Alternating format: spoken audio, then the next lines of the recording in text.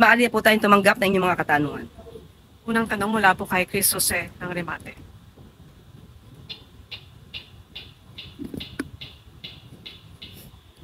Good morning, ma'am. Ma'am, si Senator Robin Padilla, naghain po siya ng panukalang batas para po sa taunang mandatory drug testing sa lahat ng elected at appointed officials. Ito po ay gagawin sa ilalim ng batas. Sa ilalim po ng batas, ang test po ay gagawin sa pamamagitan ng hair follicle test, urine test. Susuportahan po kaya ng Malacanang ang batas na ito ng Senado? So ang nais po ni Senator Robin Padilla ay lahat ng public at public officers. Sana po ay nabasa niya na po ang desisyon ng korte patungkol po dito. Social Justice Society versus Dangerous Drugs Board 2008, kung saan hindi po hinahayaan at ito ay labag sa konstitusyon at sa privacy kung lahat po, sabi po natin lahat, universal testing, mandatory universal or universal testing. Ang allowed lamang po ay ang random drug testing. So baka magsayang lang po ng oras at pera, pondo, si Senator Robin Padilla. Aralin po muna niya po ang nais niyang gawing batas. So, ma'am, clarification lang po. Sinasabi niyo po na hindi po kayo pabor. Hindi ko sinasabing hindi pabor. Apo. Yan ay labag sa batas. Apo. Thank you po.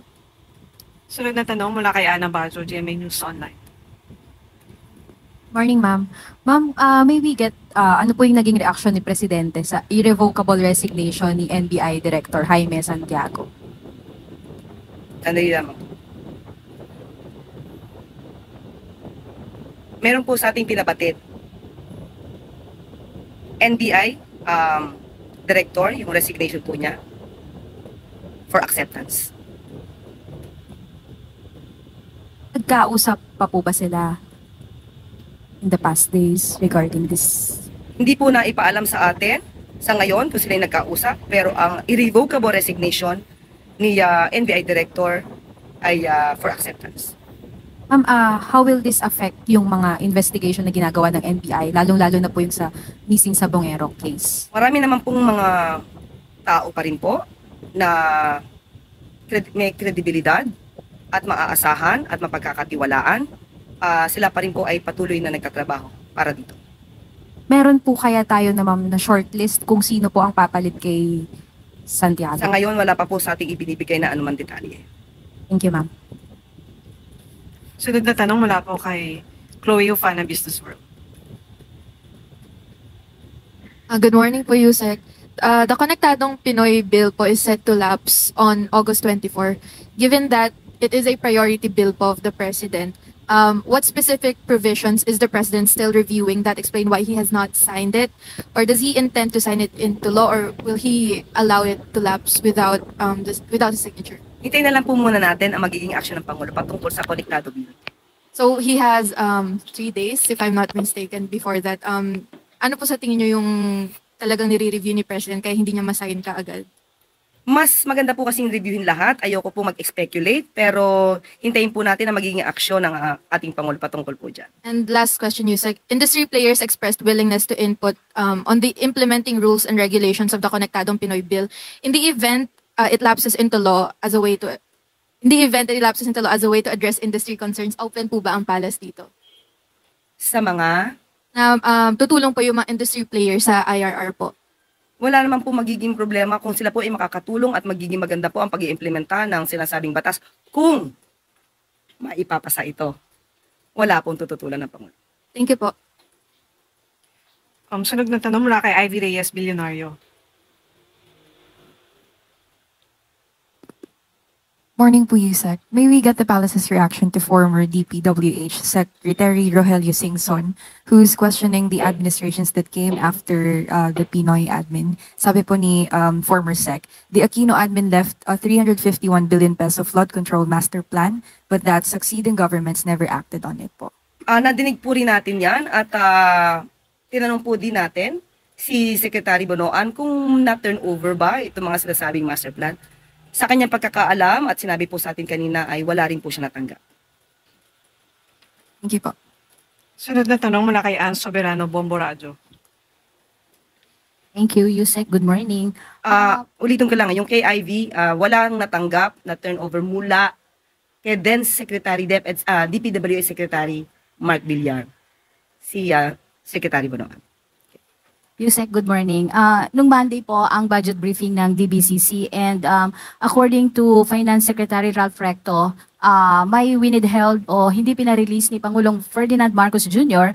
ang nasa 60 to 80 billion pesos na pondo under sa 2025 national budget dahil hindi ito naka-align sa Philippine Development Plan ng administration. May we know po, Yusek, kung ano-anong mga proyekto po ang under sa nasabing pondo po na nasa 60 to 80 billion pesos?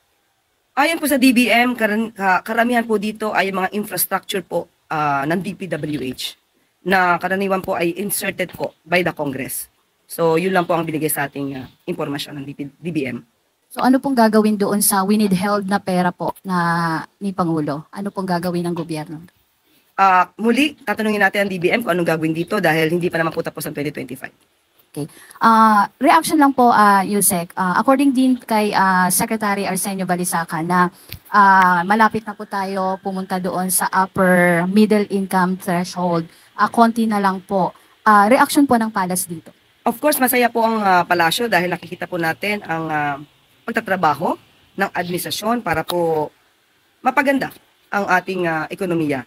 At ang sabi nga rin po ni Secretary Balisacan ay $26 na lamang po ang kulang at hoping po na nito pong taon na to, 2025, ay maa-atin na po natin to. At pero malalaman po natin ito sa July 2026. Thank you, So, Yusek. tignan po na lang natin. Thank you. Sunod na tanong mula kay Clisel Pardilla, PTV.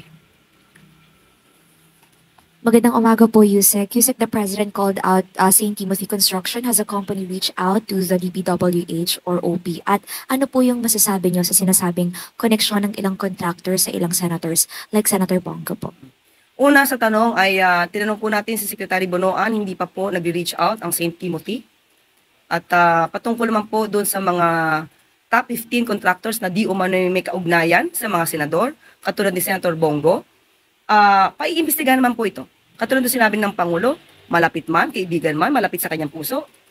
Kung nakakasama sa mga anomalyang katulad nito, ito po ay paiimbestigahan at pananagutin ang dapat managot. Follow-up question po. Nabanggit niyo po, Yusek, na walang timeline pero pinamamadali yung investigation. Can the Palace assure that there will be a conclusion sa mga investigasyon or may maparurusahan before the President term ends? Thank you po. Yan po ang gagawin po ng Pangulo. Sa kanya pag-iimbestiga, kinakailangan po na may managot. At ninanais din po niya na makumpleto ang bawat ebidensya. Mahirap magturo lamang nang hindi mapapatunayan. Magsasayang lamang po ng oras. Kaya kinakailangan po ng Pangulo ng masinsinang pag-iimbestiga patungkol dito. Sunod, Tuesday New, DCWB. Hi ma'am, nasagot nyo na yung unang question ko kanina doon sa sumbong sa Pangulo. Ito na lang, for the public to know. May plano po ba ang palasyo na gawing long weekend? Kasi bukas po ay holiday, hindi daw po ba yan gagawing Friday para doon sa economic provision ng batas? Sa ngayon po, anong oras na ba? 11:30. Tatry po natin makausap ang Pangulo pero bukas na po yun. Sa ngayon po ay wala pa pong ibinibigay sa atin na update patungkol po dyan. Lang ma'am, salamat.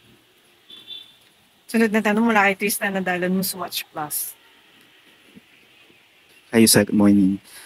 Well, Vice President Sara Duterte recently made a short trip to Paris, France after her visit to Kuwait. And based on our monitoring, she outnumbered the number of foreign trips of the President, 11 kay VP Sara and at least 5 kay Pangulong Marcos. So can Malacanang confirm if all of these trips, whether official or personal, were duly cleared and approved by the Office of the President? And does the Palace support calls from lawmakers to release all travel records ng mga public officials? Kasi hinaman po ni VP Sara yung mga mambabatas to release their travel records. Dapat po bang gawin na yun para mawala yung mga questions ng mga tao?